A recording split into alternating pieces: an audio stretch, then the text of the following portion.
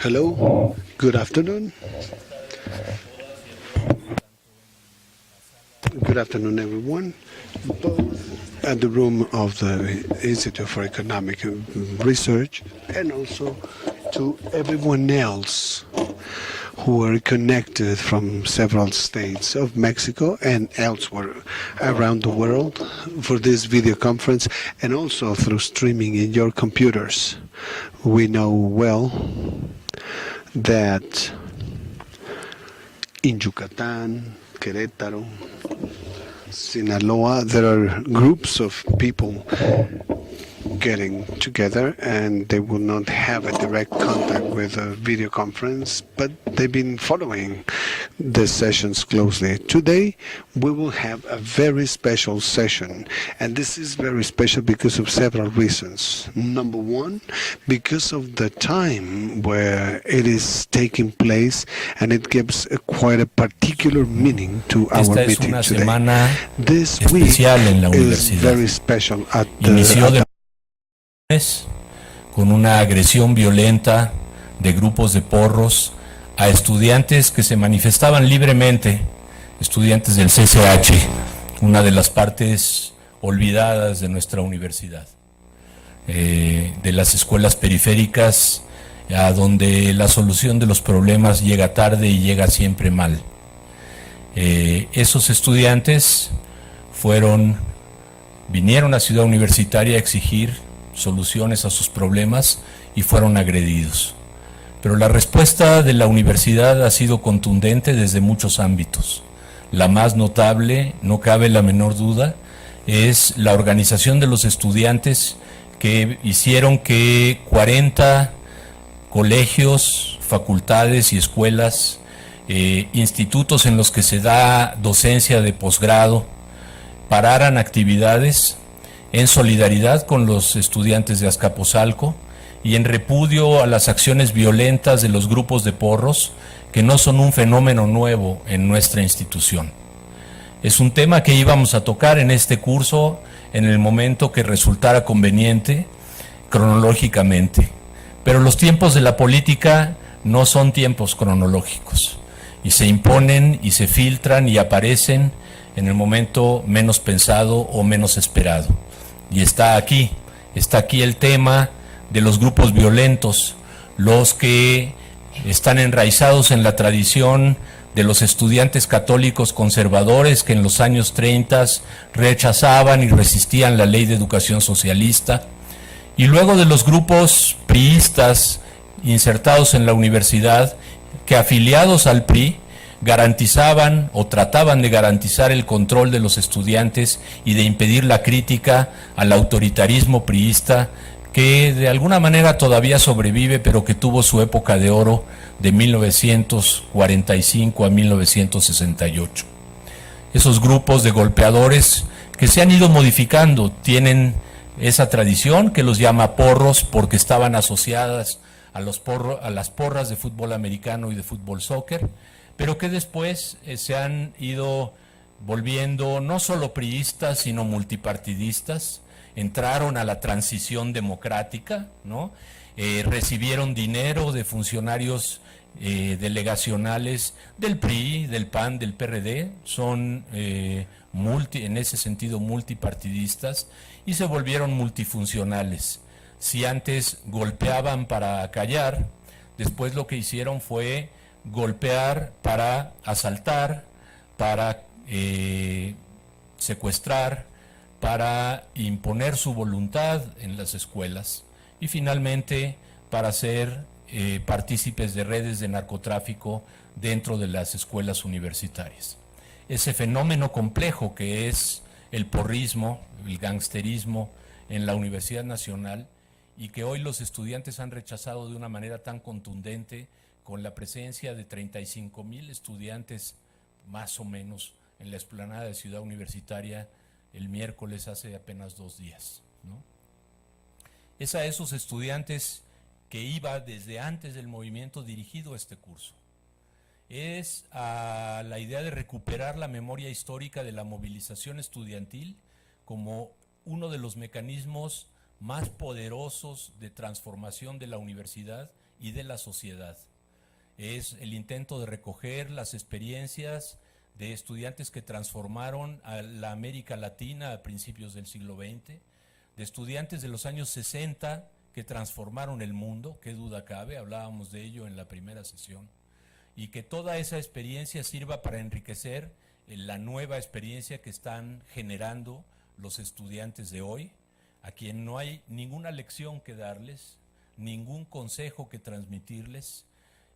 No podemos adoptar una posición paternalista frente a ellos, tratando de explicarles cómo hacer las cosas que ellos entienden mejor que nosotros hoy cómo se deben hacer, y a quienes de esta manera queremos acompañar en varios de sus gritos, entre ellos uno de los más conmovedores, que fue pase de lista del 1 al 43, con un grito verdaderamente emotivo que ponía la carne de gallina a todos los que estábamos en medio del mitin enfrente de la rectoría hace 2 días, y que nos muestra que entre los estudiantes no se olvida que todavía hay 43 lugares vacíos en todas las aulas de todas las universidades y centros de educación superior en este país.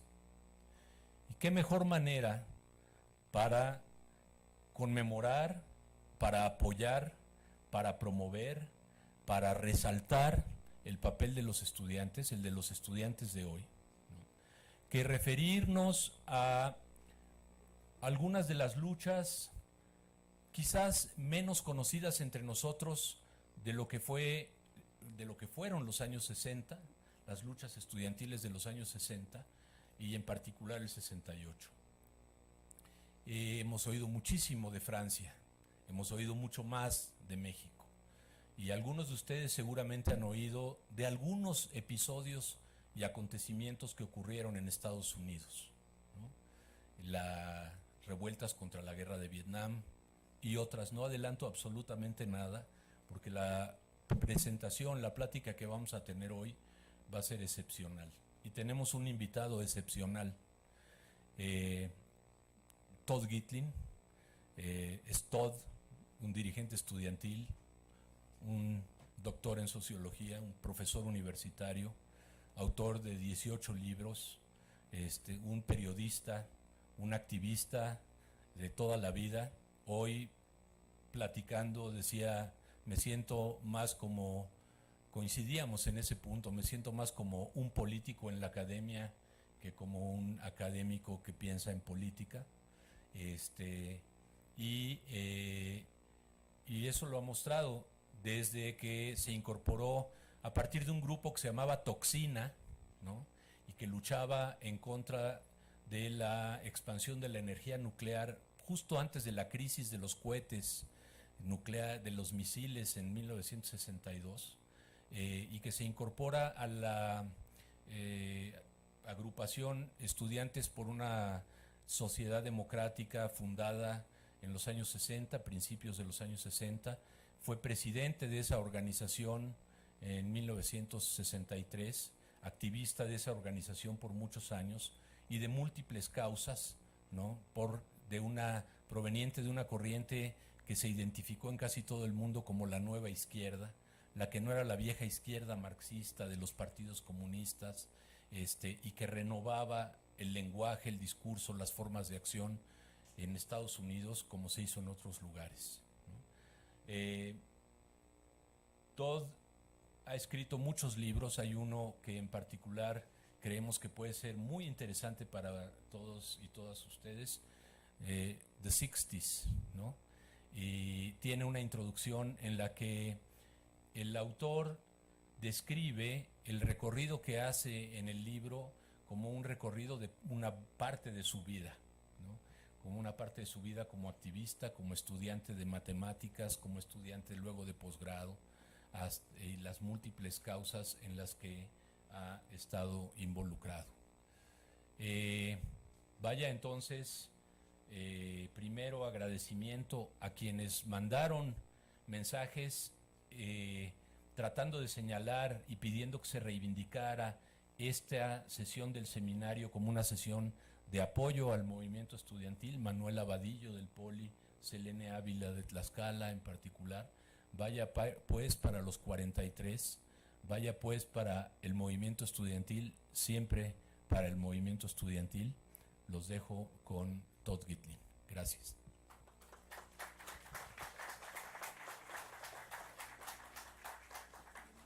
It's a great honor to be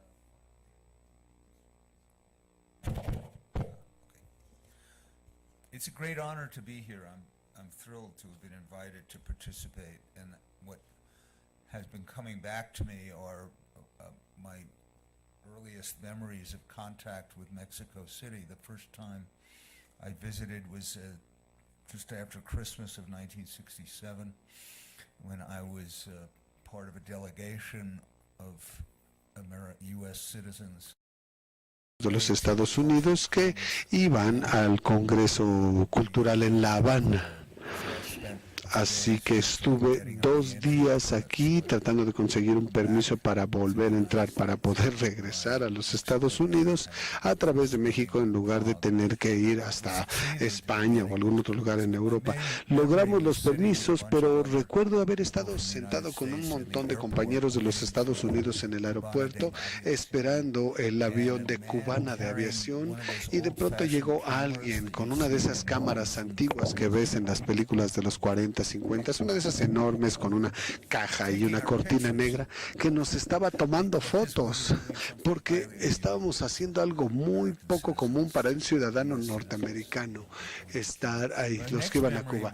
El otro recuerdo que tengo es de unos cuantos meses después, a principios de octubre del 68, cuando vivía yo en San Francisco y trabajaba en lo que llamamos un periódico clandestino, que sería la palabra más o menos alternativo o no oficial. Yo dedicaba mucho tiempo a hablar por teléfono con alguien a quien había conocido y que estaba oculto de los asesinos después de la masacre. Y yo tomaba notas de lo que ella me decía, lo que observaba. Entonces tenía una percepción muy fuerte de lo que estaba pasando aquí y bueno, significa mucho para mí estar aquí hoy. Bien. Este es un viaje muy largo y enredado que voy a describirles. Habrá quienes lo describen diferente y eso es algo normal, pero yo diría, les voy a dar un punto de partida y un punto final que tiene que ver con emociones. El movimiento estudiantil en los Estados Unidos a finales de los 50, digamos que el 60, comenzó con entusiasmo y voluntad y ansiedad, con una mezcla de esperanza e inteligencia que podíamos llamar una esperanza aterrizada. Y pensando en todo esto, recordaba una línea del gran poeta Juan Ramón Jiménez de España que habla de raíces y alas, cuando las raíces también se extienden al aire, donde se plantaron las alas. Ese es el centro del movimiento estudiantil, ese era su espíritu. Y tenía poco más de 10 años de vida y terminó aún con mayor entusiasmo y más voluntad, con pasión y logros, y además con más ansiedad. Y también en buena manera, sin o con esperanza e inteligencia. Y aún así, en las fracturas que se sucedieron a finales de los 60 y principios de los 70, tenían las bases que surgieron de esa historia y que transformaron el panorama político de maneras que aún seguimos viendo y viviendo, y que no necesariamente sean los resultados que queríamos o que esperábamos. Pero permítanme empezar con una pregunta que se hacía el movimiento estudiantil en aquel tiempo. ¿Por qué se referían a sí mismos como la nueva izquierda? Luego pedimos prestado el término de la Gran Bretaña a finales de los 50. Los jóvenes intelectuales, muchos de ellos que habían abandonado el Partido Comunista, que no estaban de acuerdo con la invasión de Hungría, comenzaron algo que se llamaba la revisión de la nueva izquierda y se separaban, se distanciaban de lo que podríamos conocer la tradición marxista-leninista. Así que tomamos prestado el término de ellos, pero teníamos varias otras cuestiones que yo creo que es importante que recuperemos. Una de ellas es que la esencia de la nueva izquierda era la oposición a la autoridad. La oposición a la autoridad de muchos tipos, que en su momento ya no era solamente la autoridad de las autoridades, instituciones, las instituciones públicas, profesiones, las universidades, esas instituciones, las instituciones económicas, etcétera, sino también la oposición a la autoridad de quienes estaban al frente del propio movimiento, que es un problema muy interesante que enfrentan los movimientos que están contra la autoridad, porque ¿cómo justifican su propia autoridad dentro de su movimiento? Pues bien, la nueva izquierda también era un movimiento en contra de la jerarquía, era un movimiento de una firme diferencia, era un movimiento que al mismo tiempo era comunal y de alguna manera individualista. Era una cuestión de esos híbridos típicos de los Estados Unidos, y en término particular con el que se identificaba la nueva izquierda como ideal, como una especie como si fuera un encabezado de lo que queríamos en aquel tiempo, era democracia participativa, es decir, una democracia con participación, una democracia que no estuviera limitada a la representación en organismos electos. Para utilizar uno de los eslogans que utilizaban los estudiantes para la sociedad democrática, la gente tiene que tomar las decisiones que van a afectar sus vidas. Ahora, todo esto está en un plano teórico, pero realmente no podemos entender la historia que voy a tratar de resumir si no vemos esas experiencias en particular que sucedieron en los Estados Unidos. Y esto lo ilustra la primera lámina. El movimiento de los derechos civiles, que fue la semilla de todo esto. Este movimiento se sucedió a mediados de los 50, había tenido algunos éxitos, pero hubo algo muy importante que sucedió el 1 de febrero de 1960, muy adecuado para una fecha de los 60, y fueron los cuatro estudiantes negros en Carolina del Norte que estuvieron en Greensboro en un restaurante y se negaron a salir de la parte de los blancos del restaurante, se negaron a sentarse en una sección de la segregación y fueron arrestados y castigados. Al día siguiente volvieron y en esta ocasión fueron golpeados brutalmente, pero el movimiento fue creciendo y fue creciendo con sorprendente velocidad por todos los Estados Unidos, donde la segregación racial seguía siendo una práctica normal, generalizada, donde los baños estaban reservados para los negros, para los blancos se sentaban en la parte de enfrente del autobús y los negros en la parte de atrás, etcétera. Era algo real. Y esto causó la calidad directa de todo esto. Fue algo tan poderoso a nivel emocional que se dispersó a una velocidad muy rápida. Los alumnos y quienes querían hacer lo mismo por otras partes, no simplemente planteaban una exigencia hacia el gobierno, de terminar con la segregación. No, en el espíritu de la no violencia, de hecho en el espíritu de Gandhi y de sus grandes seguidores de los derechos civiles, Martin Luther King Jr., decían, ok, vamos a eliminar la segregación aquí así y lo vamos a hacer sentándonos en este lugar. Fue un paso muy importante. La política es algo que se hace, no es algo que se exige que otros hagan. Entonces, esta fotografía de la compañía F.W. Woolworth era una cadena nacional que vendía muchas cosas y tenía esos comedores. Y como los estudiantes que habían sido arrestados por sentarse en la parte de los blancos, tenían que ver con esta compañía Woolworth por todo el país, no solo en el sur, también en el norte comenzaron a apoyar esa causa y a boicotear a esta compañía, que rápidamente estuvo de acuerdo en eliminar eso. Hubo muchos levantamientos de este tipo, no violentos, en silencio, que se sucedieron por todo el país en ese momento.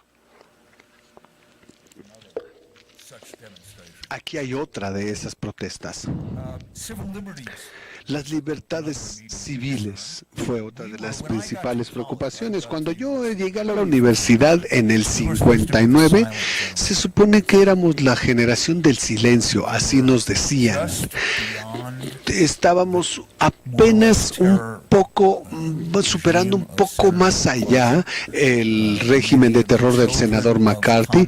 Muchos de los hijos del comunismo o del excomunismo o de quienes fueron falsamente o tal vez atinadamente llamados comunistas, vieron cómo sus padres se quedaron sin empleo, cómo fueron víctimas del descrédito social. Había mucho miedo, había personas que yo conocía a alguien que tenía más trabajo, hacía más trabajo político y que no quería firmar una petición cuando estábamos en el primer año de la universidad porque él había aprendido de la experiencia de sus padres que firmar peticiones podría ser un problema más adelante al buscar un empleo o algo así. Y entonces podía suceder esto, que cuando las protestas de este tipo comenzaron, esto era muy poco común. Actualmente las protestas en los Estados Unidos son un tema de todos los días. No necesariamente son de izquierda, tienen otras cosas, pero suceden todos los tiempos. Esto era algo fuera de lo común y estableció un principio de que no solo tenemos el derecho de hablar, sino que también tenemos el derecho de organizarnos en nombre de nuestras creencias, y esto es fundamental para el ideal democrático. Y bien, uno podría preguntarse, ¿y cuáles eran nuestras políticas? Bueno, no eran muy claras, eran un poco como brumosas, eran apenas la definición inicial que la Sociedad Democrática era una organización, la SDS, que era organización de liberales y radicales. De ambos, ¿qué podría significar? Bueno, los liberales eran los que estaban asociados con la tradición de Franklin D. Roosevelt, que francamente estarían en el centro de la política gubernamental de los Estados Unidos, del 32 y hasta los 60. Los liberales son los que se identifican fuertemente con esa tradición, mientras que los socialistas eran los que nos impresionaban con el estado de bienestar y que querían ver que hubiera otras cuestiones más avanzadas y otras formas más complicadas de intervención del gobierno. Esencialmente, la nueva izquierda tenía una historia, era un movimiento reformado con un ángulo transformacional. ¿A qué me refiero con este ángulo de transformación? Bien, una forma de pensarlo es estos chicos. Bob Dylan, mucho del sentido de la necesidad de una sociedad diferente cualitativamente. Todo esto surge en su forma de hacer música folk y de los primeros avances de lo que se llamó rock and roll después. Es la cultura que venía con todo esto, con ese deseo de un nuevo comienzo, y se relacionaba en aquel tiempo con la juventud.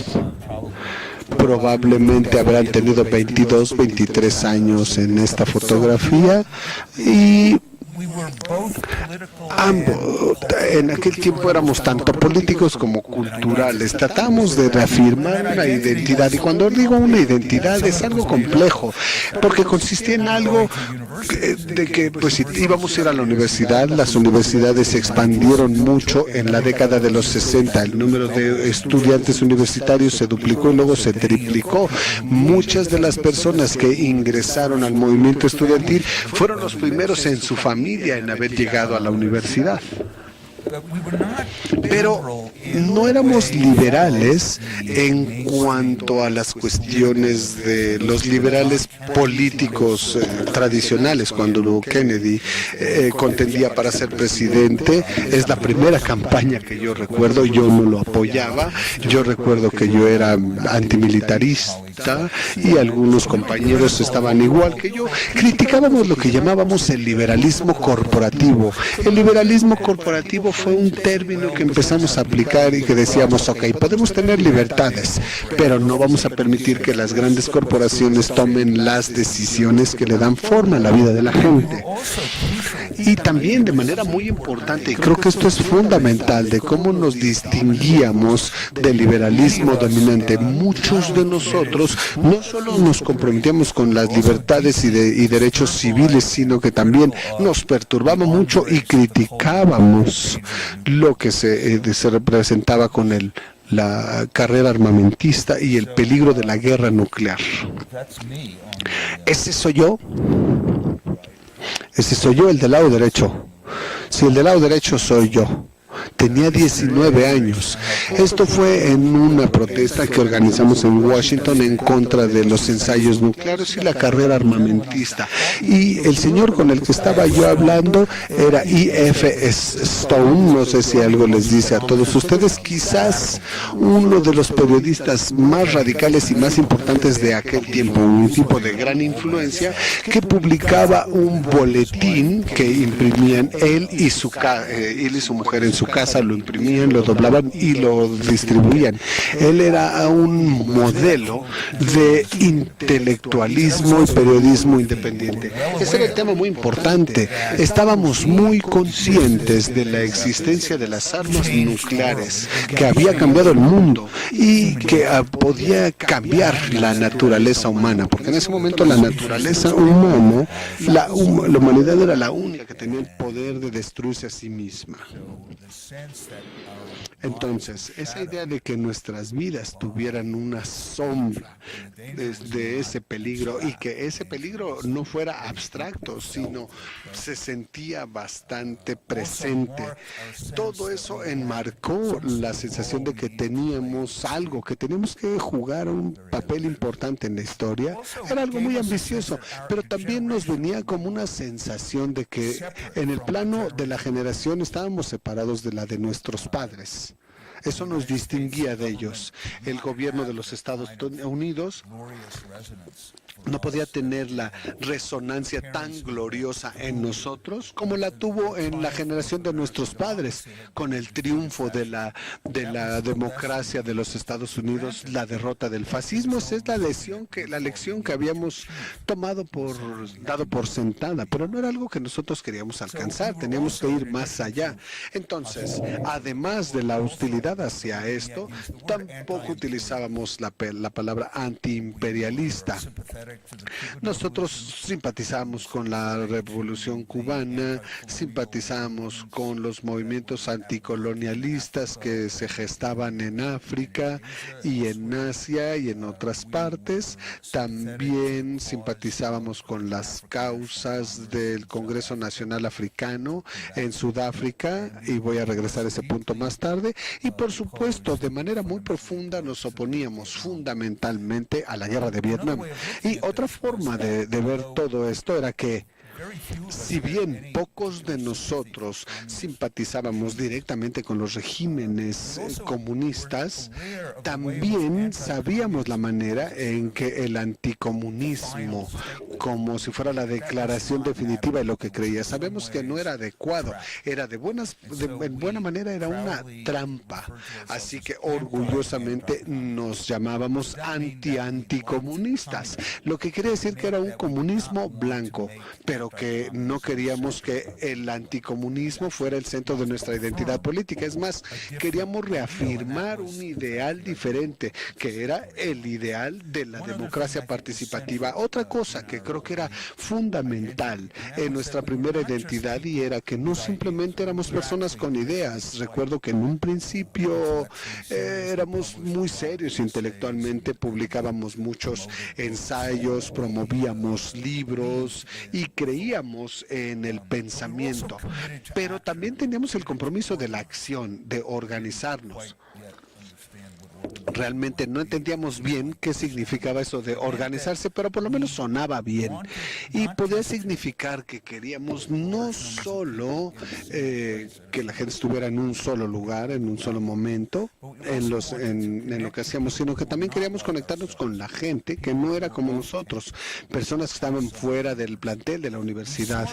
Entonces nos veíamos como un movimiento que fuera una noción que ayudara a mover, era un motor que ayudara a encender y a mover a otros motores, con grupos, con sindicatos que en su momento llegaban a un punto alto de manera en los números en los Estados Unidos. Entonces creíamos en organizarnos y también creíamos en la militancia, creíamos en la desobediencia civil, en la desobediencia para llegar a una transformación social. Y cuando digo nosotros, estoy hablando de un grupito, estos de aquí. Y aquí estoy otra vez yo. Soy el del suéter, el suéter abajo de la chaqueta. Esta fue una reunión del Consejo Ejecutivo de Estudiantes por una sociedad democrática en el 63. Éramos un grupo pequeño. Esto es prácticamente todo el liderazgo de una organización de unos 500 miembros a nivel nacional. Quizás teníamos unos 20 capítulos en diferentes universidades, de los cuales a lo mejor solo la mitad eran de verdad. El centro del grupo estaba en Ann Arbor, Michigan, donde teníamos cierta fortaleza en la Universidad de Texas, en Nueva York y en uno que otro estado. Pero éramos muy pequeños, pero muy ambicioso.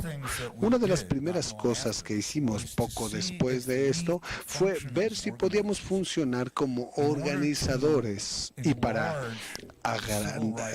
agrandar el programa de derechos civiles. Y quedó muy claro en 1963 para las personas sofisticadas en el movimiento de los derechos civiles y en nuestro círculo que este movimiento iba a ganar, que iba a terminar con la segregación en el sur, que iba a avanzar con las causas de igualdad en el empleo y que también con algunas personas más allá del movimiento de derechos civiles en el sur que decían, tenemos que prepararnos para la siguiente etapa, y la siguiente etapa es que necesitamos llevar la federación de los negros y blancos pobres hacia un programa económico en común, algo que fuera más una coalición de clases.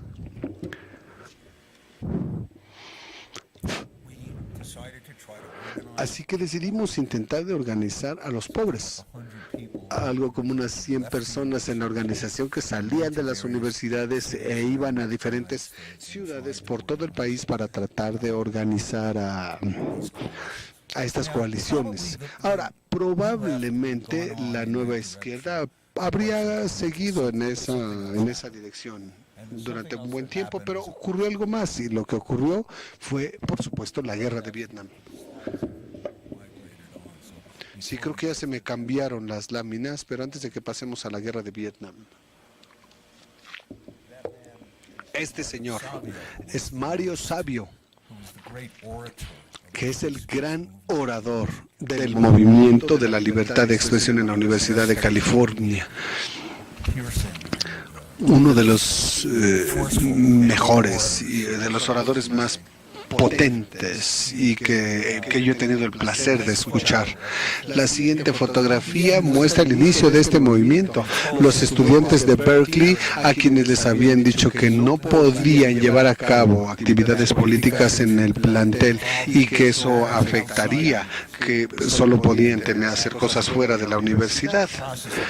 Y De hecho, aquí los iban a arrestar por hacerlo.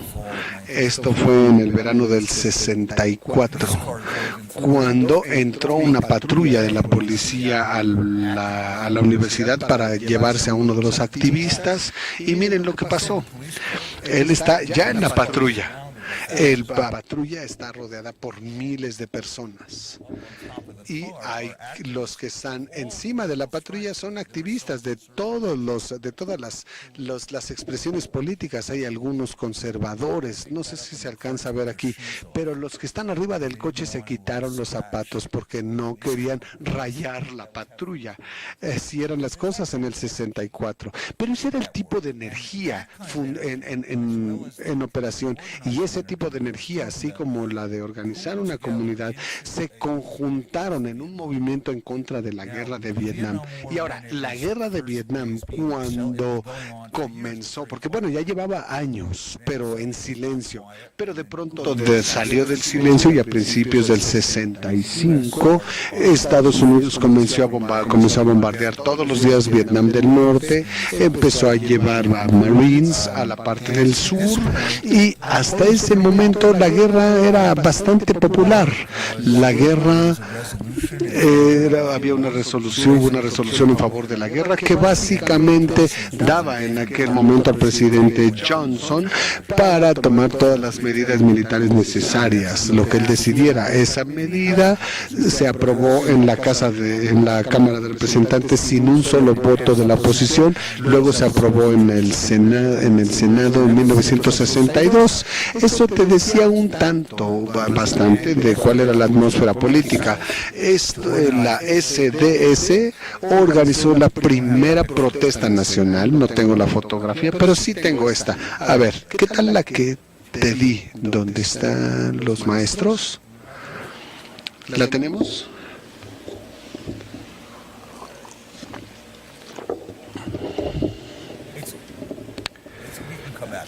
Bueno, podemos regresar. Esto no es fundamental aquí. Prácticamente 80% del público de los Estados Unidos pensaban que el presidente y la guerra eran lo correcto. Y pensamos que teníamos que demostrar lo contrario, así que organizamos la primera protesta nacional en Washington en contra de la guerra en abril del 65. Esperábamos tal vez que llegaran 5,000 personas. Llegaron 20 y tantos mil, algunos cuantos, pero bueno, en aquel tiempo era algo inmenso. La protesta que les había mostrado antes, en la que yo participé en los 60, esa parecía inmensa y éramos tal vez 8,000. Ahora ya era el 65, teníamos 25,000, era de verdad muy emocionante. Dijimos, ok, ahora sí tenemos un movimiento.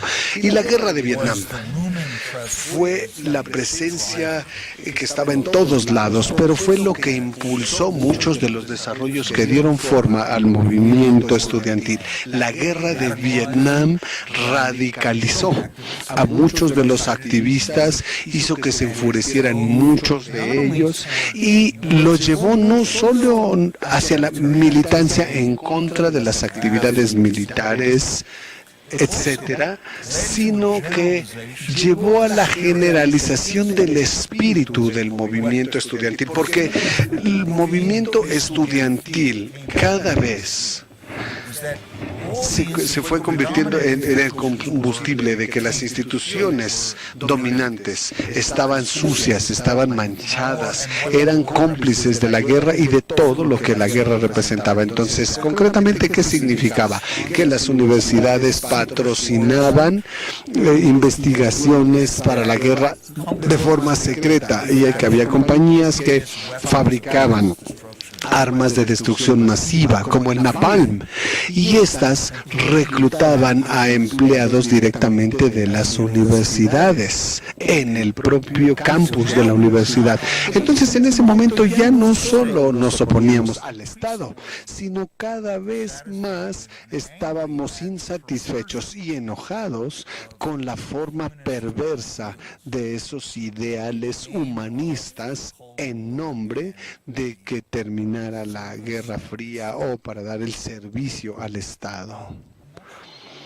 Y no estoy seguro dónde fue esta. ¿Dónde fue esta manifestación? Debe haber sido más adelante. Sí, aquí cuando hubo ya soldados que participaban en el movimiento contra la guerra. Creo que esta debe haber sido en el 68. Sí, en el 69 ya. Pero ese movimiento contra la guerra se difundió por todos los sectores de la sociedad de los Estados Unidos, no solo después del 66, no solo era un movimiento estudiantil, ya era un movimiento de ministros y de otras religiones, miembros de clubes cívicos, era un movimiento también de empresas, era un movimiento de profesiones. No hubo una sola parte, un solo sector de la sociedad de los Estados Unidos donde no existiera el movimiento contra la guerra. Tenía una presencia permanente por todos lados. No era como si fuera una anécdota.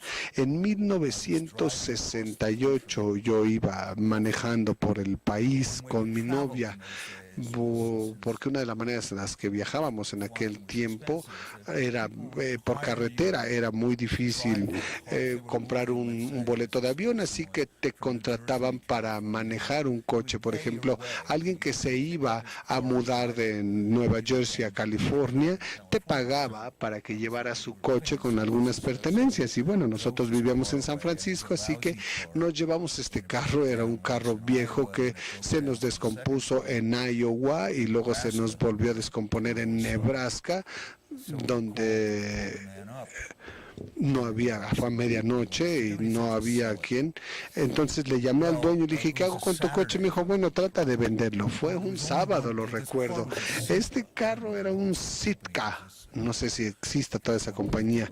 En algún momento creo que los compró Chrysler. Eran horribles, pero solo había un distribuidor en el estado de Nebraska que se especializaba en este coche, en el Sitka, y estaba en la ciudad de Lincoln, que estaba como a 70 kilómetros. Entonces tenían que remolcarnos hasta allá y finalmente resultaba que era un adventista el dueño y se dio cuenta de que además él observaba el Sabbat y no podíamos venderle el coche el sábado. Entonces el problema no era ya nada más el coche, era dónde y cómo nos íbamos a quedar ahí, porque no teníamos dinero. Nos acercamos a la Universidad de Nebraska, un sitio que nunca había visto antes. Llegamos a la organización de estudiantes y vi a un joven, no sé si se alcance a ver aquí, pero traía un símbolo. Traía puesto este símbolo. No sé si lo alcancen a ver, pero quienes han estudiado ingeniería eléctrica lo reconocerán. Es un símbolo de la resistencia eléctrica. Es la omega, la letra mayúscula griega omega, y este lo había adoptado el movimiento de resistencia, por la resistencia, obviamente. Entonces estaban ahí con el grupo de estudiantes, vi el que traía ese botón con ese distintivo, me le acerqué, me presenté y presenté a mi novia, le dije, oye, ¿nos puedes ayudar? Necesitamos dónde quedarnos, y nos dijo, sí. Así era el movimiento contra la guerra, era algo que te identificaba con todos. Y en aquel tiempo el movimiento ya se había hecho más militante.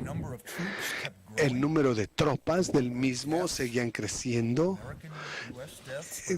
de las tropas seguía creciendo, también el de los decesos de los soldados de los Estados Unidos, también morían personas de Laos, Vietnam y de Camboya, pero cada vez había protestas más de más confrontación. En el 67 en el Pentágono, y en aquel tiempo hubo un intento exitoso de detener el sistema en California, para el sistema de selección. A muchos de los compañeros los golpearon, a muchos de los activistas se tenían que poner cascos para protegerse de los bastones de la policía, y algunas compañías como Dow Chemical, que hacían el chemical, hubo grandes protestas frente a las puertas de esa compañía en la Universidad de Wisconsin, y luego cada vez más había protestas.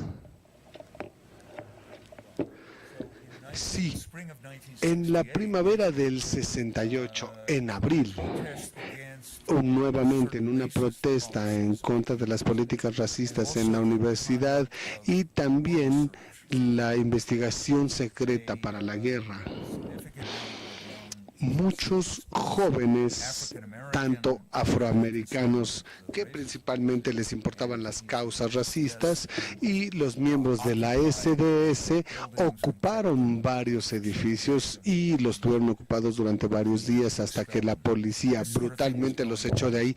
Este era el tipo de cosas que quite ocurrían regularly. en aquel tiempo de And manera the regular, culmination of that y whole la line of combinación de development toda esa línea de confrontations with desarrollos hacia la confrontación fue de tal manera que sort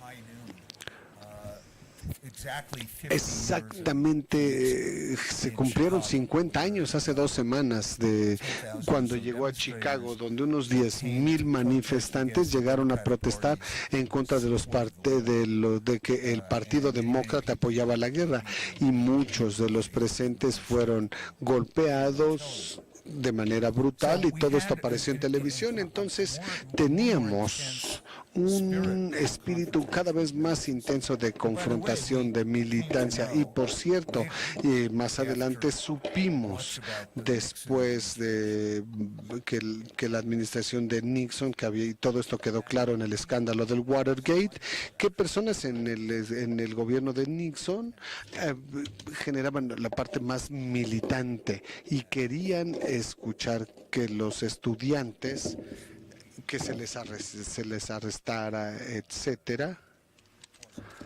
por haber causado problemas. Pero al mismo tiempo, y bueno, todos estos avances que acabo de describirles, el Pentágono, el movimiento de selección en Oakland, las protestas en Dow Chemical, Columbia, Chicago, todo esto se fue acumulando, y la imagen que voy a utilizar es un cohete que tiene que llegar a una velocidad de escape para poder liberarse de la fuerza gravitacional de la Tierra.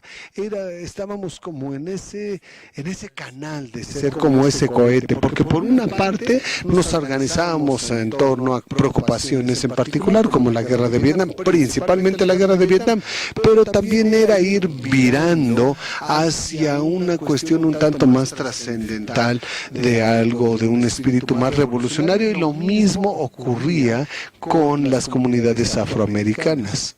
Esa es la primera de las láminas. ¿Dónde están estos chicos?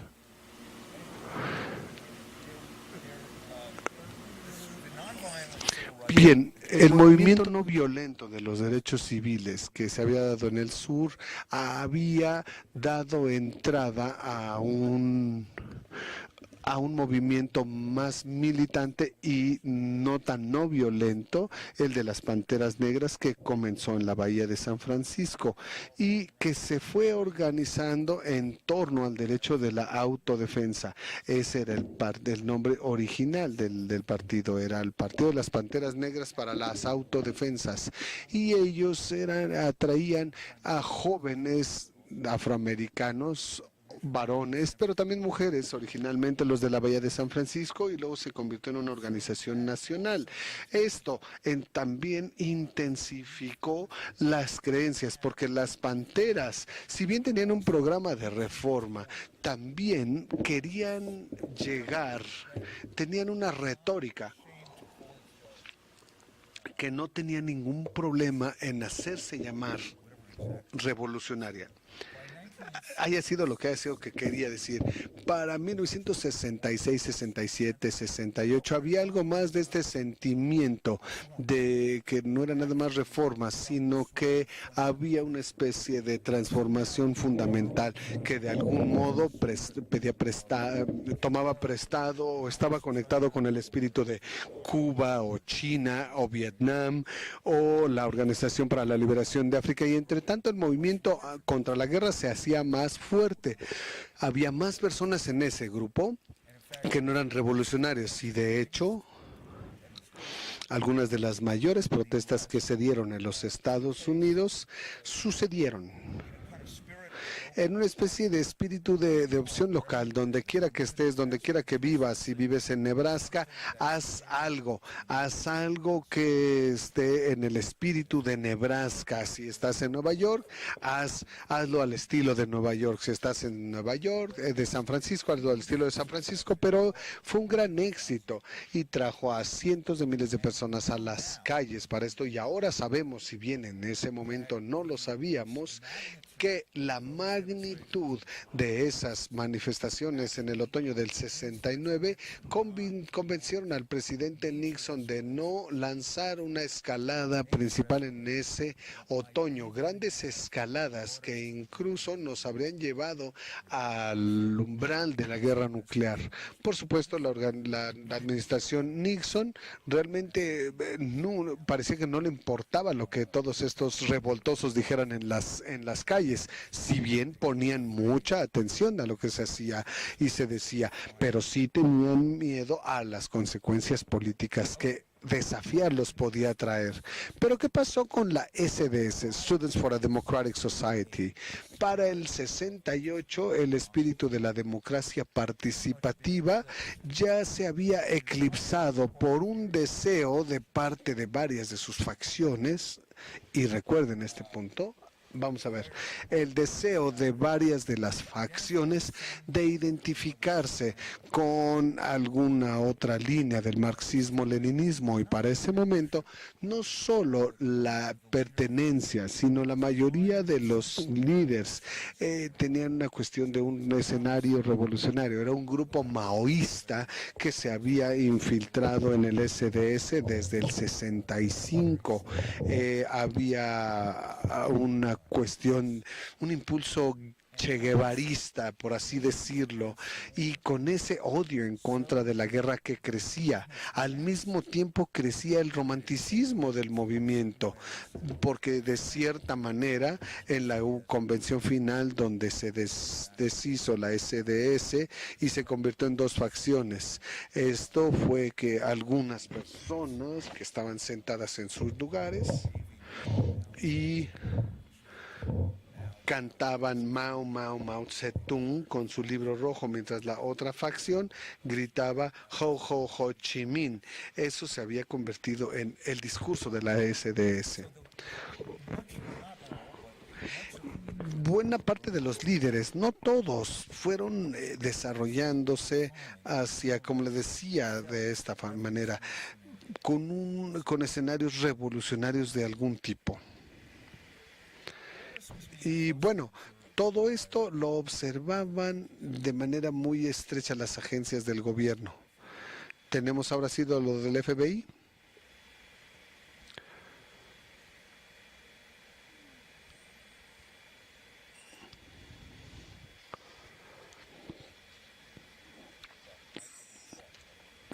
Bueno, puedo seguir hablando mientras esperamos. Las agencias de inteligencia de los Estados Unidos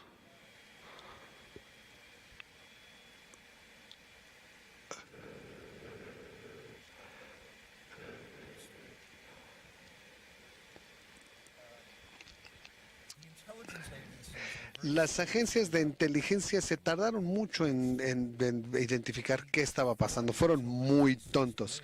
Pensaron hasta el 68 que la SDS y la nueva izquierda en general únicamente se interesaba como una fachada de los organizadores de un partido comunista, que era completamente falso.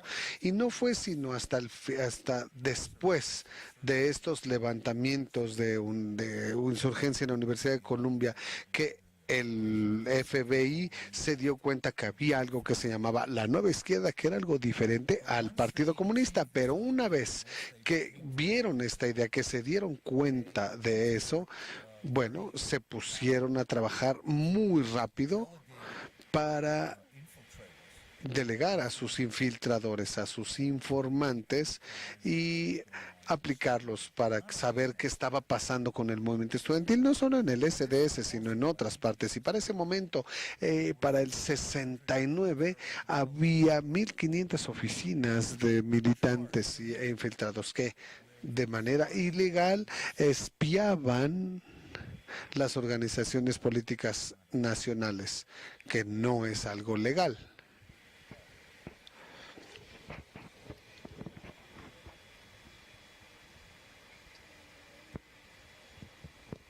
¿De qué año es este archivo del FBI?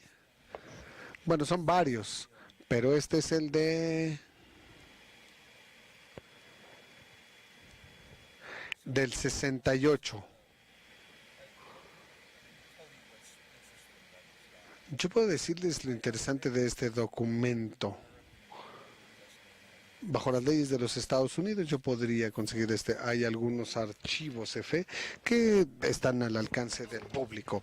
Entonces, estos los conseguí hace varios años, pero hay un par de cosas interesantes. Y una es que esta referencia,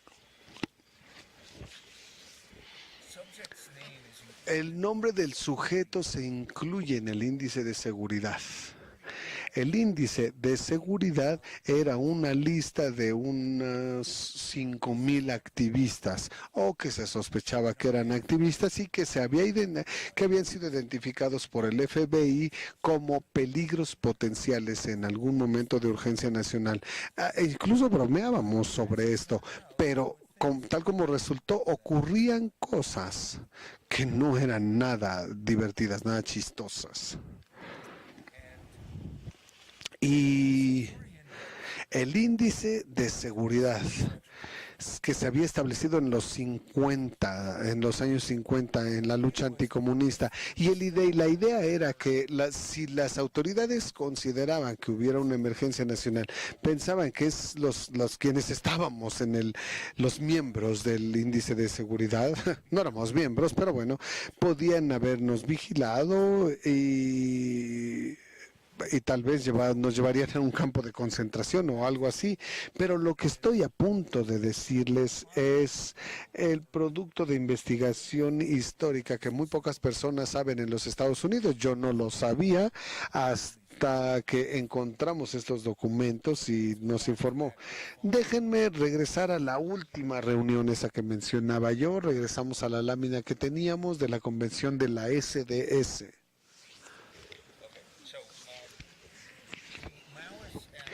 Los maoístas y los antimaoístas chocaron en la última convención de la SDS en el 69.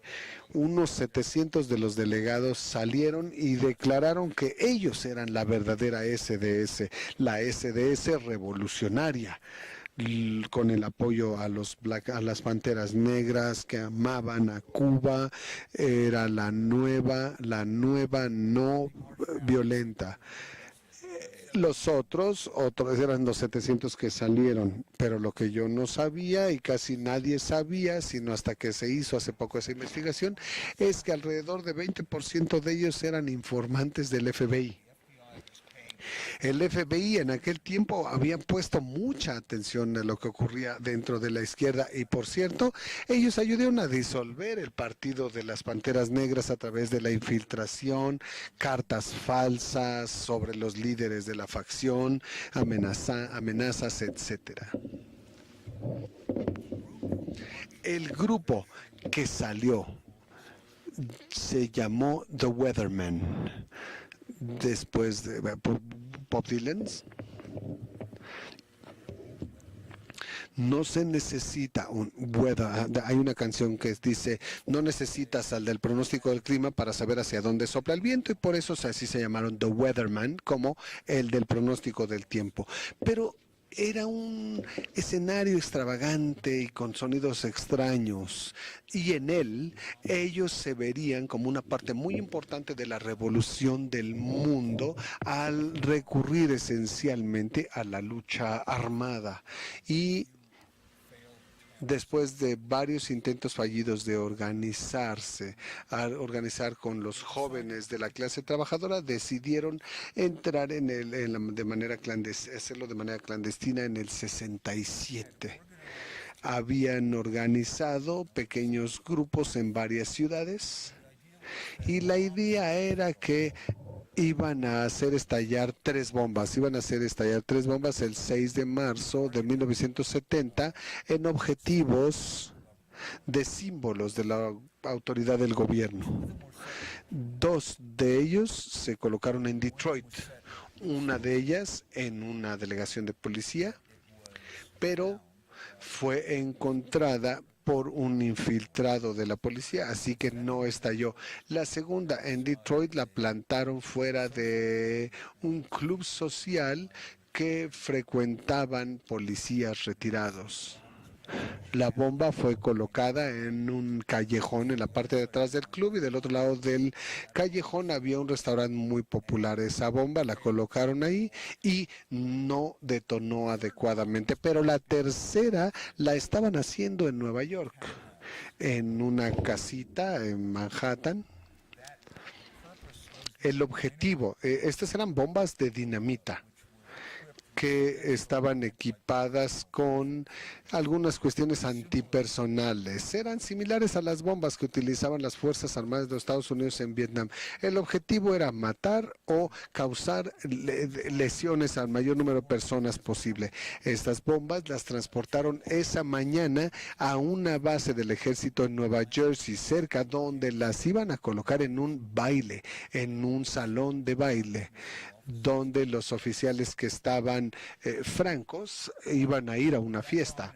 Bueno, esa bomba nunca llegó al fuerte Dix porque estalló en la casa donde la estaban armando, porque los que la estaban armando no sabían, entonces murieron 3 de ellos y un par más escaparon.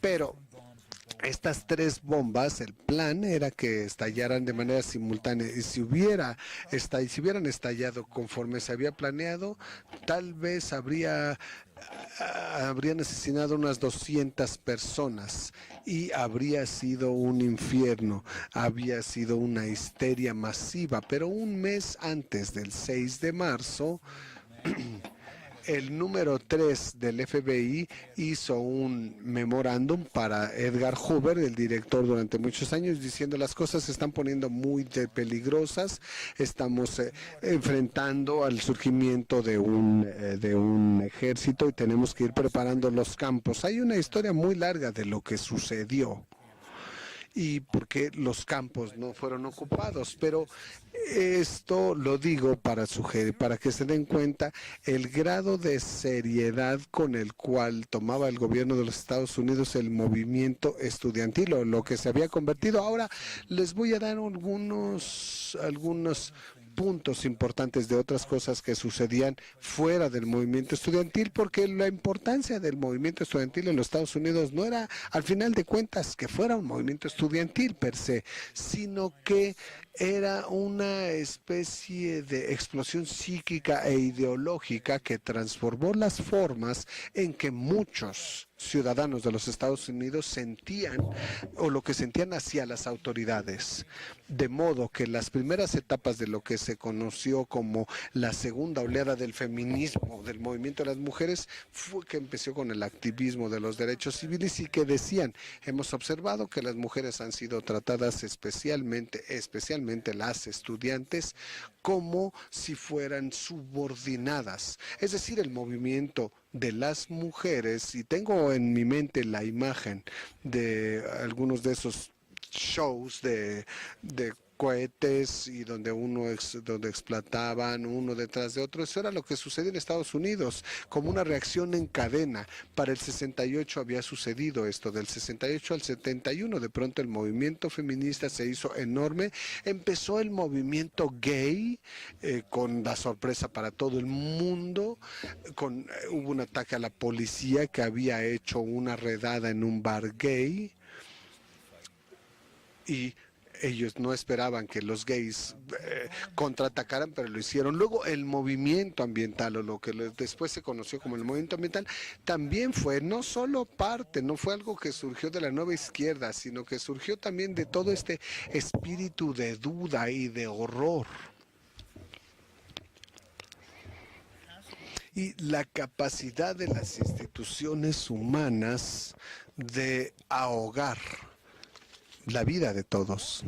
Entonces, todo esto de alguna o de varias maneras fueron cosas transformadoras. Aquí hay una ironía y en la complejidad de todo esto, y es la razón por la que no puedo darles una respuesta breve y simple a todo lo que significó esto, porque el movimiento estudiantil por sí mismo se destruyó él solo. Veamos esto.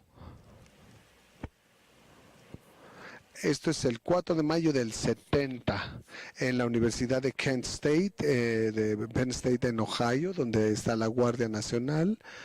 Los que tienen los rifles atacaron a los estudiantes que protestaban en contra de la expansión de la guerra de los Estados Unidos hacia Camboya. Y hubo 3 alumnos que murieron. Y fue una de las mayores protestas de estudiantes en los Estados Unidos, de las que sucedieron en el país. Quizás la mitad de los estudiantes de todo el país protestaron, no solo en contra de estos asesinatos en la Universidad de Kent State, sino por la expansión de la guerra a Camboya. Entonces todo esto fue transformador y al mismo tiempo el movimiento estudiantil en el nivel de las organizaciones se había descompuesto, pero siempre hubo continuaciones, mujeres, gays, ambientalistas y otras personas, yo agregaría, de cualquier profesión, de todas las profesiones. Había un grupo radical, arquitectos, maestros, trabajadores sociales, dentistas, oficinistas, en el clero, todos. Así que todo esto fue algo transformador. Las instituciones se transformaron, las universidades se transformaron para convertirse para tener una dirección democrática, pero no fue la revolución, no fue de la manera en que la habían imaginado los líderes, fue algo más bien como esto. Ahí están John Carlos y Tom Smith en los Juegos Olímpicos hace casi 50 años, que hacían este símbolo del poder de los negros. No era alguna cuestión vaga de la revolución de las clases trabajadoras, no. Trataban de terminar con el racismo en los Estados Unidos. Eso perduró. Eso fue lo que perduró. Entonces enfrentamos una ironía aquí si queremos resumir todo esto, ¿qué es lo que pienso hacer? Lo que logró el movimiento estudiantil no fue simplemente esta foto, no fue lograr la revolución. Es más, yo diría que el 68 no fue el gran momento de la revolución, sino que fue el inicio de la contrarrevolución. Bueno, si les interesa podemos hablar de eso después, pero creo que es bastante obvio actualmente que en los Estados Unidos estamos viviendo en una fase más adelantada de la contrarrevolución. Es algo bastante perturbador y peligroso. Y como los movimientos de los años de los 60 eran tan amenazantes, eran profundamente amenazantes al sistema de autoridad establecido, que encendieron una contrarrevolución que tomó diferentes formas. Primero, los supremacistas blancos que reaccionaban en contra de los éxitos del movimiento de los derechos civiles. Primero, de eso significaba que los grupos empresariales llegaban a la conclusión de que habían perdido la lealtad de los graduados de las universidades de Estados Unidos y que tenían que contraatacar, que necesitaban ser más fuertes, más propagandistas, más que castigaran un poco más a los sindicatos. Y también hubo una reacción religiosa.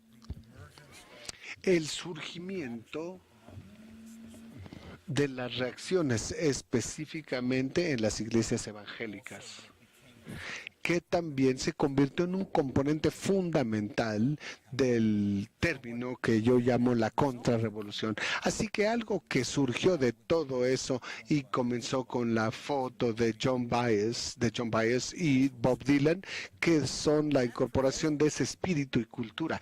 Y todo eso prevaleció. La cultura de los Estados Unidos actualmente es una cultura de rebelión. Eso es la corriente principal. Es una cultura de la insurgencia, del escepticismo, del desagrado hacia la autoridad. Ahora, no se puede ser un rebelde cultural. todo esto ya no se puede. Eso es un problema, es algo interesante. Ha sido un éxito, pero al mismo tiempo llegamos a la gran asimetría de nuestra situación actual, que voy a decir en una palabra. Después de los años 60, para llegar al poder político, lo hicieron esto. Nixon comenzó el proceso, Ronald Reagan continuó con ese proceso y más adelante quienes han ocupado la Casa Blanca han llegado a ese nuevo territorio. Pero la nueva izquierda, el movimiento estudiantil, no buscaba el poder por per se. Era algo ambivalente sobre el poder, sospechaba del poder.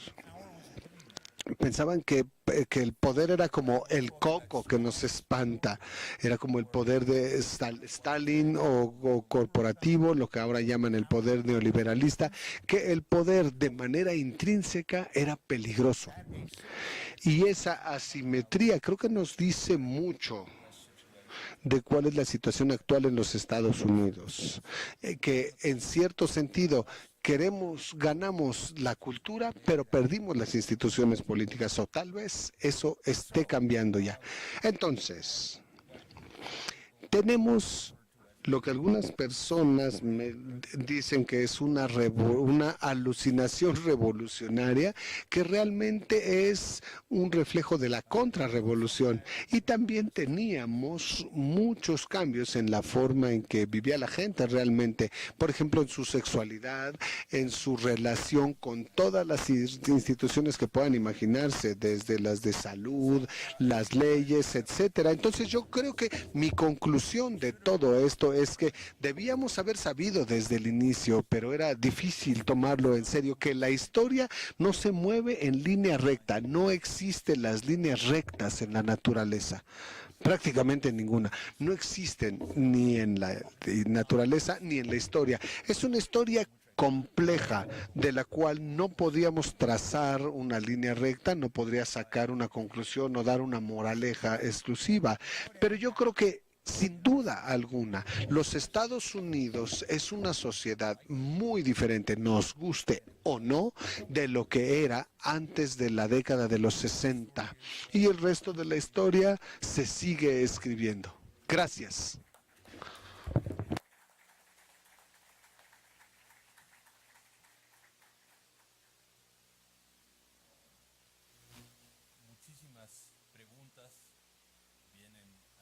I'm sure there are many questions, and many questions are coming to mind with your presentation, with Todd Gitlin's presentation. So, as usual, we will now take a 10-minute break. Hopefully it will be just 10, no more than 10, and then we will be back in the room for an exchange of ideas and start finding the answers to many of the questions. We will have a discussion after 10 minutes.